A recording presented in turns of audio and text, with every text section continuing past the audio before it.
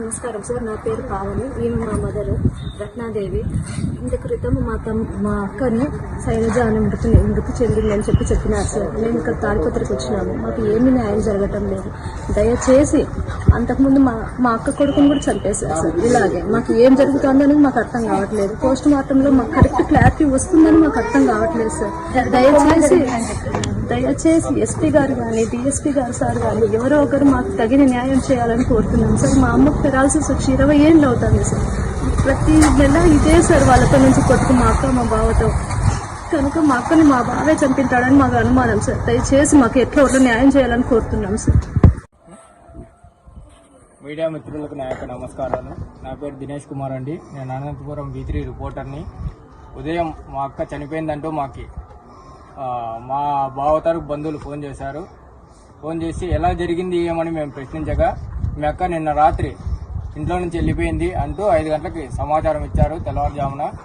మళ్ళా వాళ్ళే 8 గంటలకు ఫోన్ చేసి మీ అక్క రైలు కింద పడిందనేసి మాకి చెప్పడం జరిగింది. మేము హుటాహుటిన బయలుదేరి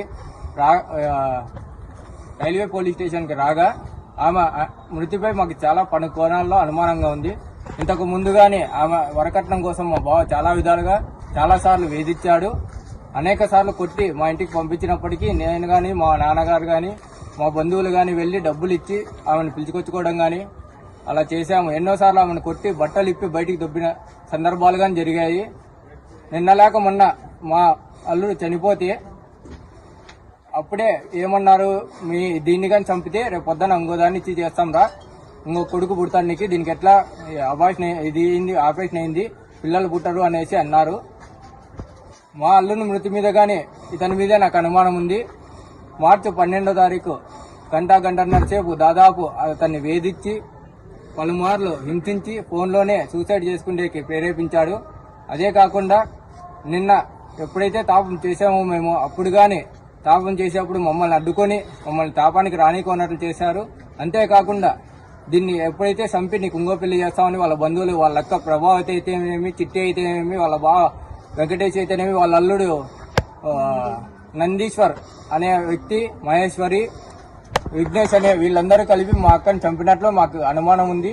అదే కాకుండా గవర్నమెంట్ హాస్పిటల్కి బాడీని పోస్టుమార్టం కోసం తరలిస్తే పోస్టుమార్టానికి రావాల్సిన డాక్టర్ గాని మీరు అనంతపురం తీసుకువెళ్ళాలి అని మాకు అన్నారు. మళ్ళా మేము ఏదో మీడియాని ఆశ్రయిస్తామంటే మళ్ళీ ఒక మగ డాక్టర్ని పిలుచుకొచ్చారు. ఆయన రాకనే పోస్టుమార్టం మొదలు పెట్టారు. పోస్టుమార్టం స్టార్ట్ చేశారు. ఇప్పుడు పోస్టుమార్టం రిపోర్ట్లు కానీ తారుమారు చేస్తారు. వీళ్ళకి రాజకీయ అండదండాలు ఉన్నాయంటూ బెదిరిస్తున్నారు. ఆయన ప్రభాకర్ రెడ్డి దగ్గర పనిచేస్తాను, నేను చూసుకుంటాను, ప్రభాకర్ రెడ్డి గారికి కాల్ చేస్తానని చెప్తున్నాడు. దయచేసి రాజకీయ నాయకులైనా కానీ మాకు న్యాయం చేయాలి. ఏది నిజము ఏది అబద్ధం అనేసి దయచేసి మాకు తెలియాలి. దయచేసి మీడియాని కోరుకోవడం ఏమనగా, మా మీడియా మిత్రులందరికీ తెలియజేయడం ఏమనగా, చనిపోయిన ఆమె సూసైడ్ చేసుకుందా లేదా చంపినారా అనేసి దయచేసి మీడియా ద్వారా అందరికీ ఈ యొక్క నిజాన్ని బయట పెట్టాలని కోరుతున్నాను. దయచేసి ఎస్పీ గారైతేనేమి, డిఎస్పీ గారైతేనేమి, రాజకీయ నాయకులు ప్రభాకర్ రెడ్డి గారైతేనేమి, దివాకర్ రెడ్డి గారు అయితేనేమి దీని మీద ఎటువంటి స్పందన లేకున్నట్ల, దీని మీద కుల రాజకీయాలు ఎటువంటి రాజకీయాలు చేయకున్నట్ల నిజాయితీగా రిపోర్ట్లు ఇప్పించి మాకు న్యాయం చేయవలసిందిగా మేము కోరుతున్నాము.